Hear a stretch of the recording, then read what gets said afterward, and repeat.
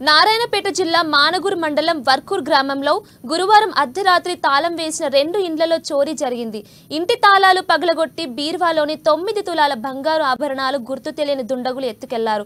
ఇక బాధితుల ఫిర్యాదు మేరకు పోలీసులు ఘటనా స్థలానికి చేరుకొని క్లూస్ టీం సాయంతో ఆధారాలు సేకరించారు. ఇక ఘటనపై కేసు నమోదు చేసుకుని పోలీసులు దర్యాప్తు చేస్తున్నారు.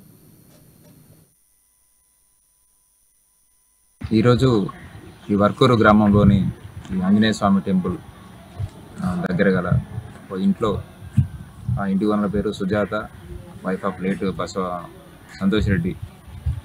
వారి ఇంట్లో ఈరోజు గుర్తెరిగిన వ్యక్తులు నైట్ టైంలో ఇంటి తాళ్ళు పగలొట్టి ఇంట్లో ఉన్న దాదాపు సుమారు 9 తులాల బంగారుని దొంగతనం చేశారని చెప్పేసి ఒక కంప్లైంట్ ఇవ్వడం జరిగింది.